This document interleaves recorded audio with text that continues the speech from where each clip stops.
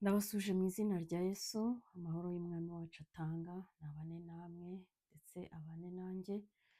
Shima Imana ku bw'aka kanya keza yongeye kuduha kugira ngo twongere tubone amahirwe yo kugira ibyo twiga ndetse yo kugira ibyo dutunganya kugira ngo turusheho kugenda tugendana n'Imana muri uru rugendo nk'uko yo ibishaka, kugira ngo tuzabone uko dusohora amahoro. Imana ishimwe ko yakurinze mu by'ukuri naho waba utameze neza ariko uracyahumeka. Uri umukandida w'uko uyu munsi haba atameze neza ariko ejo umeze neza. Imana rero ishimwe, kandi imigambi ya Satani ntabwo iza. Satani ni umurwanyi ariko ku bizera bafashe Yesu bamukomeje ntabwo ajya anesha, ahubwo Umwami wacu niwe unesha akabidutambutsa tukabona birarangiye tugakomeza. Ni nayo mpamvu tukiriho. Imana ishimwe. Umwami wacu ni umunyembaraga, arakomeye, ntunanirwe kumwizera, ntushidikanye. Ako kaba ari akantu gaciyemo ko kugira ngo kagukangure cyangwa se ari igitero cy'umwanzi, ariko Umwami wacu arakomeye. Komera kandi humura. Uko bimeze ejo cyangwa ejo bundi ushobora kutabibona, wowe upfa gukomera ugakomeza Yesu, ntumurekure, ntumwitotombere, kuko aho niho Satani akomereza, agafata umuntu akamutinza mu byo atari akwiye gutindamo kubera ko yamwambuye ibyiringiro. Rero mbahaye ikaze ababa badukurikiye bwa mbere ndetse n'abo dusanzwe tubana. Ku bantu badukurikiye bwa mbere nitwa Umuhoza Sylvie, mbahaye ikaze namwe muze dufatanye uru rugendo rw'iyi nzira ifunganye, tugenda twiga ibyayo kandi Imana idushoboza no kubishyira mu bikorwa kugira ngo tuzasohore amahoro. Imana rero ikomeze kudufasha. Tujye gusoma igitabo. Nk'uko mubizi dusoma ijambo ry'Imana tukagenda tunyuzamo n'iki gitabo cy'umugenzi, igitabo nabonye kigenda kitwigisha ibintu byinshi cyane bitandukanye ariko kandi by'ukuri cyane, kuko kibamo na Bibiliya, kigenda gihuza n'imirongo iri muri Bibiliya. Hari ibintu byinshi abantu baba bibaza ngo ariko ibyo bintu ngo bibaho, ibyo bintu ngo biranditse, ngo ibyo bintu ngo ni ukuri, birimo hano, bigiye bihura rwose. Iyi nzira irafunganye, nta byo kugenda niba uri kugenda mu nzira ngari umenye ngo warayobye. Iyi ngiyi irafunganye, duhura n'ibintu byinshi bishaka kudukura mu nzira ariko tuba tugomba gukomeza muri iyi nzira. Ikikwereka ko ifunganye ni uko hari uburyo Imana ibishaka ko tugendamo ariko kamere yacu itabishaka, aho ngaho hakabamo kurwana ndetse no guhatana. Rero reka dusenge ubundi tuze dusoma, dukomereze aho twari tugeze. Ku bantu baba badukurikiye bwa mbere, ni byiza ko wasubira inyuma ukumva videwo zabanje cyangwa se ukagura kino gitabo ukagisoma, kuko kiri mu ndimi zose, hari amafilimi yacyo. Mu by'ukuri ni iby'ingenzi kumenya bino bintu kugira ngo tutazavaho twibeshya ko turi mu nzira kandi turi impande zayo tutarimo neza. Imana yo mu ijuru idufashe. Data, mu izina rya Yesu ndagushimiye ku bw'aka kanya keza wongeye kuduha kugira ngo twongere twumve icyo Umwuka abwira amatorero. Ndakwinginze cyane kugira ngo wongere kutwigisha, kandi ibyo twumva tujye tubiha agaciro, ntitukabyumvire mu gutwi kumwe ngo bitunguke mu kundi, kuko kaba ari akanya Umwuka barimo kuvugana natwe, ntitukabitesha agaciro cyangwa ngo twumve ko tuzakomeza kubyumva, ahubwo amahirwe duhawe reka tujye tuyakoresha neza. Urakoze Mwuka Wera, komeza uvugane natwe, mu izina ryawe ryera nsinze nizeye, amen. Ubushize twasomye aho Mukristo yari yabonye wa mugabo wari warashizemo ibyiringiro kubera gukomeza aninira Umwuka Wera, yanga kwihana, agatuka Umwuka Wera. Muri make, gutuka Umwuka Wera ni uburyo Umwuka Wera ahora agusirisimbaho ngo ihane kiriya, ukabyanga ukabikora nkana. Mu by'ukuri agera aho akagenda, ukagera aho ugasa nk'ikivume cyangwa igicibwa mu maso y'Imana. Birashoboka cyane. Nanjye najyaga nibwira ko umuntu wese ugihumeka aba agifite amahirwe yo kwihana, ariko iyo uvuye mu byizerwa warabibayemo, Imana ikakwinginga ngo wihane, warangiza ugatukisha Imana cyangwa se ugakomeza ukora ibizira ubizi neza, ukanga kumvira Imana, ukanga kwemerera Umwuka Wera ngo yongere kukugarura, hari igihe bakugira nk'ikivume cyangwa igicibwa. Twarabibonye no muri Bibiliya barabitweretse. Noneho tugiye gusoma rero biriya bintu birakomeye. Niyo mpamvu Imana idufashe dukomeze kuyegera kandi dukomeze kumvira ijambo ryayo, kuko niryo rya mbere riduhugura rikanadutera kwihana. Iyo ridutsinze tuba tugomba kwihana. Umwuka wera kuko ngo ari we uzemeza abantu iby'ibyaha. Iyo akwemeje ikintu tuba tugomba guca bugufi. Iyo bitabaye ibyo ugakomeza ukinangira, ugeraho n'imbabazi z'Imana zikakuvaho. Niko twabisomye kuri uyu muntu. Noneho tugiye gusoma ibindi nabyo yamweretse, nabyo nabonye ko birimo inyigisho ikomeye cyane. Ube maso nanjye mbe maso twumve. Ngo yongera gufata ukuboko, yongera gufata Mukristo mu ntoki, amujyana mu yindi nzu irimo umuntu wabyukaga mu buriri kandi acyambara. Yahindaga umushyitsi atengurwa. Mukristo arabaza ati, ni iki gihindisha uyu muntu umushyitsi? Umusobanuzi amutegeka kubwira Mukristo impamvu zabyo. Uwo mugabo aramubwira ati, iri joro ryakeye narose ijuru rihindutse umukara cyane kandi n'inkuba nyinshi zikubita n'imirabyo irabya. Ndatinya mpagarika umutima rwose. Nuko ndaramye mbona ibicu byiruka vuba cyane birusha uko bisanzwe, maze numva ijwi ry'impanda rirenga. Mbona umuntu wicaye ku gicu, ingabo nyinshi zo mu ijuru zimugose. Bose bari bambaye umuriro waka. Ijuru naryo ryaragurumanaga. Numva ijwi rirenga riti, abapfuye nimuzuke. Iyi ni impanda. Ndabinginze mukurikire mwumve ukuntu impanda izagenda. Kandi uyu muntu n'Imana yabimuhishuriraga kugira ngo aze abitwereke, ariko ikiruta byose biri no muri Bibiliya. Hano hari imirongo tugiye gusoma. Numva ijwi rirenga riti, abapfuye nimuzuke, muze mucirwe imanza. Uwo mwanya ibitare birameneka, ibituro birasama, abapfuye barimo bavamo. Bamwe bishimaga cyane bararamye, abandi bashakaga kwitwikira imisozi ngo bihishe. Maze mbona uwicaye ku gicu abumbuye igitabo, ahamagara abo mu isi bose ngo baze aho ari. Ariko umuriro mwinshi uva kuri we wakaga imbere ye, ugashyira intera hagati ye n'abagiye gucirwa imanza, nk'ikwiriye gushyirwa hagati y'umucamanza n'abaregwa.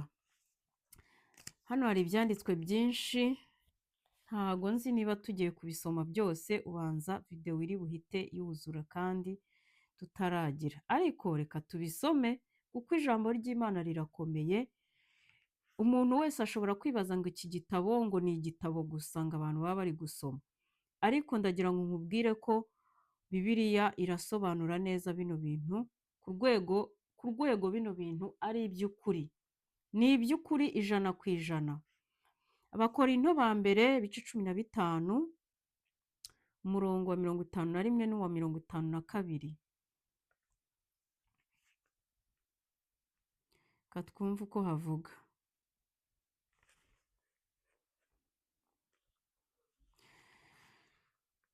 Ibice 15 umurongo wa 51 n'uwa 52 havuga ngo, dore mbamenere ibanga, ntituzasinzira twese, ahubwo twese tuzahindurwa mu kanya gato, ndetse mu kanya nk'ako guhumbya.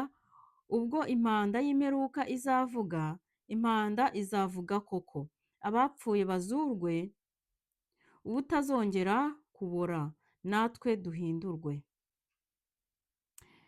Abatesalonike ba mbere, katwumve naho uko havuga. Igitabo cya mbere cy'Abatesalonike ibice 4 umurongo wa 16. Twumve. haravuze ngo kuko umwami ubwe azaza amanutse ava mu ijuru arangurura ijwi rirenga hamwe n'ijwi rya marayika ukomeye n'impanda y'Imana, nuko abapfiriye muri Kristo nibo bazabanza kuzuka. Tujye muri Yuda 15. Reka tubisome byose, dushaka dukore videwo nto ariko tumenye bino bintu bavandimwe.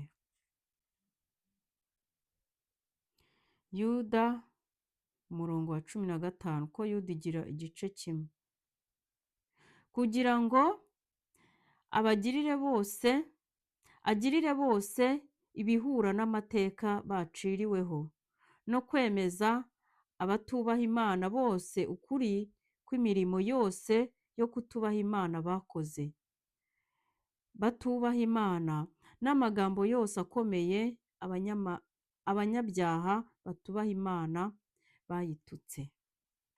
Icyo gihe cyo gucirwa urubanza mu by'ukuri byose bizashyirwa ahagaragara. Niyo mpamvu tuba tugomba kwihana gato na kanini, kandi tukihanira kureka, kuko hari ibyo umuntu anibagirwa cyangwa se ugasanga byanditswe nyine. Imana yo mu ijuru iturengere kandi twejeshe amaraso yayo, natwe duharanire guhinduka no kuyumvira. Yohana ibice 5 umurongo wa 28 n'umurongo wa 29. Katwumve.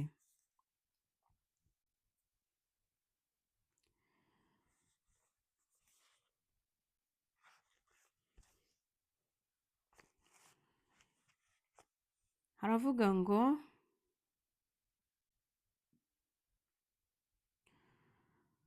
ntimutangazwe n'ibyo, kuko igihe kizaza ubwo abari mu bituro bose bazumva ijwi rye, bakavamo abakoze ibyiza bakazukira ubugingo, naho abakoze ibibi bakazukira gucirwaho iteka. Imana yo mu ijuru iturengere.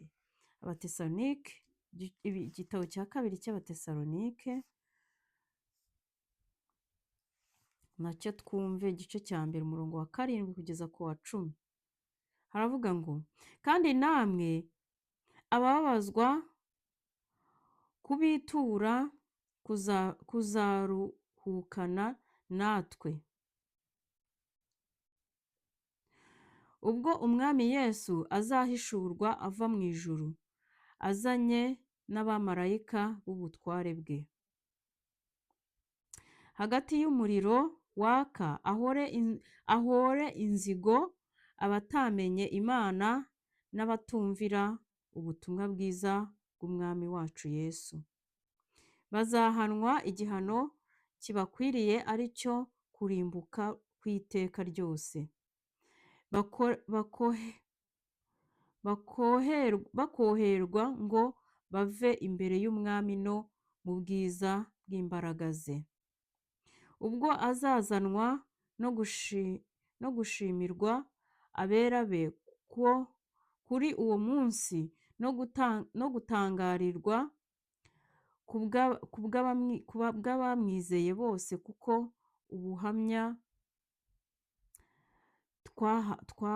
twabahamije bwemewe. Ibyo byose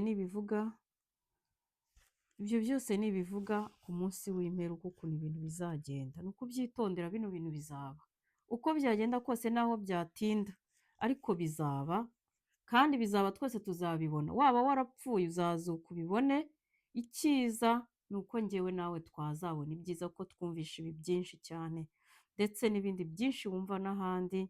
Ijambo ry'Imana na Bibiliya yawe ufite ugomba kuyitaho. Reka dusome Ibyahishuwe ibice 20 umurongo wa 11, naho twumva uko havuga. Haravuga ngo mbona intebe y'ubwami nini yera, mbona niyicayeho, isi n'ijuru bihunga mu maso hayo, ahabyo ntihaba hakiboneka. Uriya mugabo arakomeza ararota ngo kandi numva abakorera uwicaye ku gicu babwirwa ngo nimuteranye urukungu n'umurama n'ibishushungwa mubijugunye mu nyanja yaka umuriro. Uwo mwanya ubwo urwobo rudafite akagero rwasamira bugufi cyane rw'aho nari mpagaze, havamo umwotsi mwinshi n'amakara yaka n'amajwi ateye ubwoba, kandi barategekwa ngo nimuhunike amasaka yanjye mu kigega. Uwo mwanya benshi barazamurwa bajyanwa mu bicu, ariko jyeweho nsigara hasi. Ni agahinda. Kandi nshaka kwihisha sinabibasha, kuko uwicaye ku gicu akimpanze amaso. Nibuka ibyaha byanjye, umutima wanjye undega urudaca, maze ndakanguka. Ni ibintu bikomeye cyane. Reka nsome ibyanditswe nabonyemo. Uko byagenda kose ntabwo tuzajya dusimbuka ijambo ry'Imana, ni akanya keza ko kuba tubonye kurisoma nabwo kugira ngo dukomeze kumva ibiba birimo. Dusome muri Matayo ibice 3 umurongo wa 12 n'ibice 13 umurongo wa 30. Katwumve. Umurongo wa 12 uravuga ngo, intara ye iri mu kuboko kwe, kandi azeza imbuga ye cyane.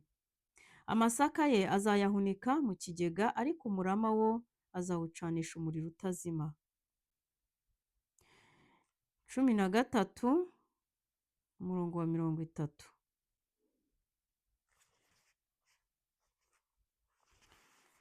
Haravuga ngo, mureke bikurane byombi, bigeze igihe cyo gusarurwa. Mu isarura nzabwira abasaruzi nti, mubanze muteranye urukungu, muruhambire imitwaro, rutwikwe, maze amasaka muyahunike mu kigega cyanjye. Uwo ni wa mugani w'urukungu n'amasaka. Mu by'ukuri hari abantu bibwira ko bizarangirira aho ngaho.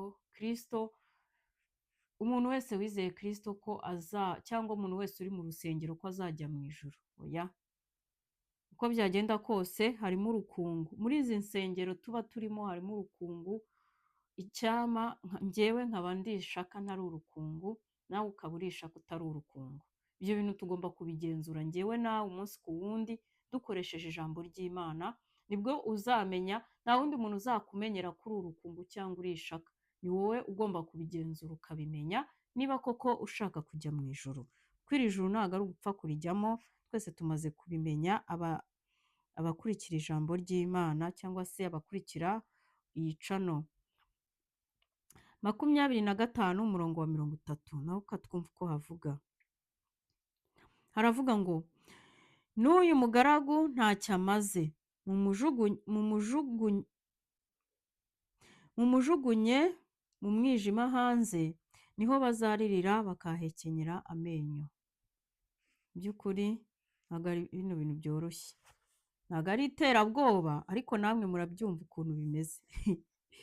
Tugomba kuba maso. Niba hari ababisoje natwe tuzabisoza nituba maso. Mu by'ukuri Ibyahishuwe 20 umurongo wa 15. Katwumve naho uko havuga. Ibi byose ni ibigaragaza ziriya nzozi umuntu yarose. Ntugire ngo inzozi ni ikintu cyoroshye. Ari abantu njya numva inzozi bazitesha agaciro, ariko inzozi Imana izivugiramo cyane cyane pe. Iyo ubaye maso, Imana ikubwiriramo kandi ukabyumva, cyangwa n'ibyo yakubwiye ukabibona.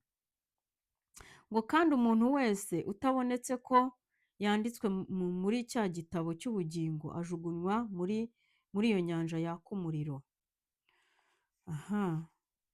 Luka 3:17. Ugomba kumenya niba wanditse muri kiriya gitabo.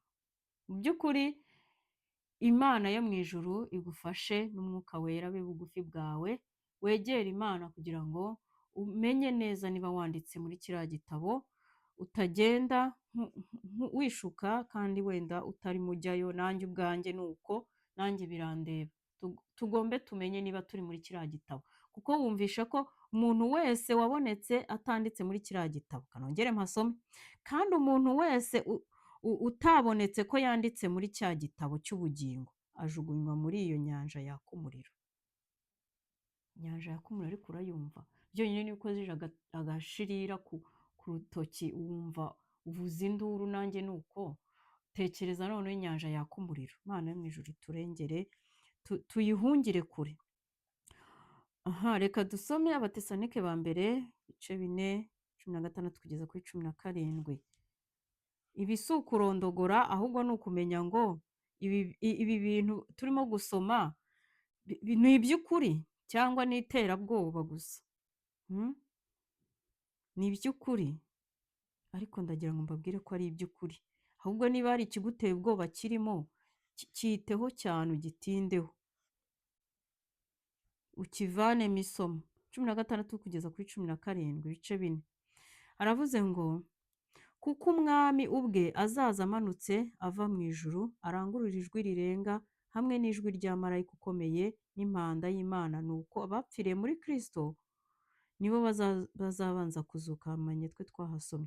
Maze natwe abazaba bakiriho basigaye, duhere ko tujyananwe nabo, tuzamuwe mu bicu gusanganira umwami mu kirere.